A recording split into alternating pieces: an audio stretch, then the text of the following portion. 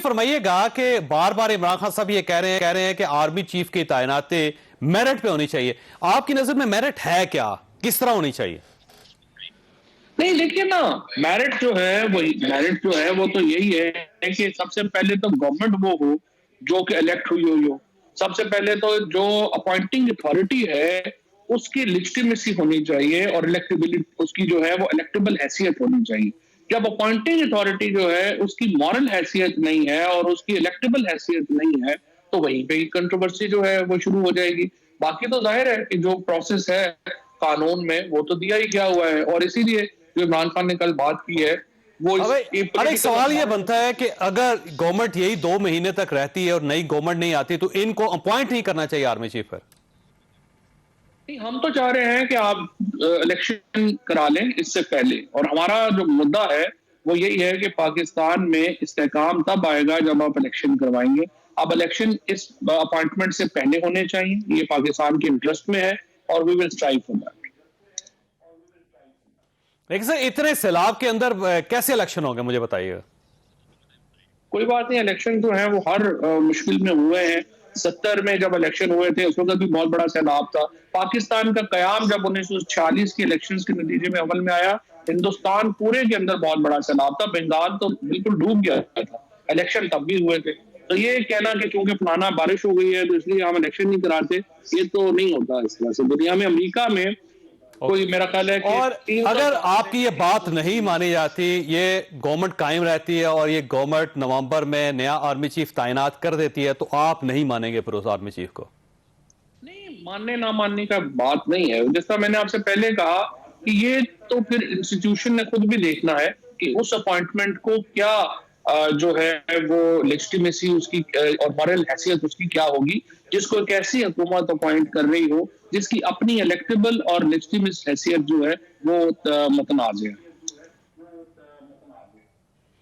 تو آپ کا خیال یہ ہے کہ ادارے کو خود ہی نام نہیں بھیجنے چاہیے اپنے، اور یہ کہنا چاہیے کہ جب تک الیکشن نہیں ہوتے، نئی گورنمنٹ نہیں آتی، ہم سمری نہیں بجوائیں گے اور نیا آرمی چیف کوئی اپوائنٹ نہیں ہونا چاہیے؟ میری نظر میں ادارے کا، پاکستان کے ہر شہری کا اور پاکستان کے ہر ٹیلی ویژن اینکر کا یہ فرض ہے کہ وہ پاکستان کے اندر جو الٹیمیٹ آربٹر ہے یعنی پیپل آف پاکستان، ان کے فیصلے کو ٹرسٹ کرے اور پاکستان جو ہے اس کو نئے الیکشن جو ہیں اس کی طرف جانے کی بات کرے.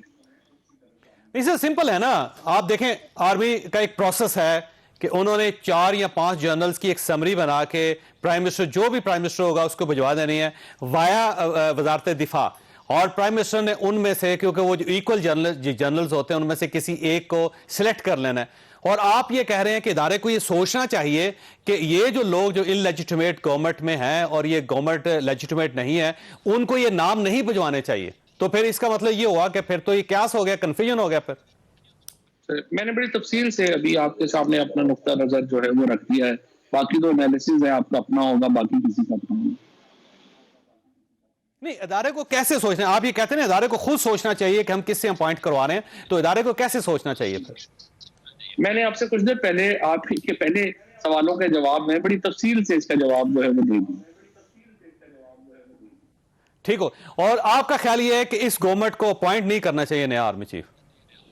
جی، میرا خیال ہے کہ اس حکومت کو الیکشن کے اوپر جانا چاہیے اور الیکشن کے فریم ورک کے اوپر ہم سے بات کرنی چاہیے، اور سیاسی جماعتوں کو یہ اس وقت پاکستان کو بحران سے نکالنے کا سوچنا چاہیے، مزید بحران کھڑے کرنے کا نہیں سوچنا چاہیے. اچھا، ویسے چوہی صاحب یہ گورنمنٹ کے پاس ابھی ایک اختیار یہ بھی ہے، اور جو قانون آپ بنا گئے تھے اس کے اندر ایک گنجائش موجود ہے کہ جنرل باجوہ صاحب کو 1 سال یا 2 سال کی مزید ایکسٹینشن دے دی جائے، اور گورنمنٹ اس پہ کام کر بھی رہی ہے. تو اگر یہ ایکسٹینشن ہو جاتی ہے تو آپ سمجھیں گے ٹھیک ہے، کیونکہ یہ تو آپ نے خود ایکسٹینشن دی تھی جنرل باجوہ صاحب سے، آپ بہت مطمئن تھے. آپ تو چوری پرویز الہی صاحب بھی مطمئن ہو گئے، تو پھر آپ کو کوئی اعتراض نہیں ہوگا؟ یہ سوال میرے پے اسکیل سے اوپر ہے، اور چونکہ میری ڈسکشن نہیں ہوئی تو اس لیے میں اس پہ بات کرنے سے. اچھا ٹھیک ہو گیا. اچھا یہ فرمائیے، یہ عمران خان صاحب سر اسلام آباد ہائی کورٹ سے معافی مانگنے میں اتنے شرما کیوں رہے ہیں؟ کیوں نہیں مانگ لیتے سر ایک ہی بار؟ پہلی بات تو یہ ہے کہ دیکھیے سارا جو بیانیہ ہے، یہ آپ پچھلی دفعہ بھی میں جب آپ کے پروگرام میں آیا تھا تو میں نے یہ کہا تھا کہ پاکستان میں یہ بڑی بدقسمتی ہے کہ پاکستان کے میڈیا کے اندر جو اصل موضوع ہے جس کے اوپر بات ہی نہیں ہوتی، یعنی کسٹوڈیل ٹارچر جو ہے اس کو ہم نے اتنا نارملائز کر دیا ہے کہ ہم وہ بات ہی نہیں کرتے ہیں، اور سب ہمیں وقت پڑا ہوا ہے کہ عمران خان معافی مانگیں گے یا نہیں مانگیں گے۔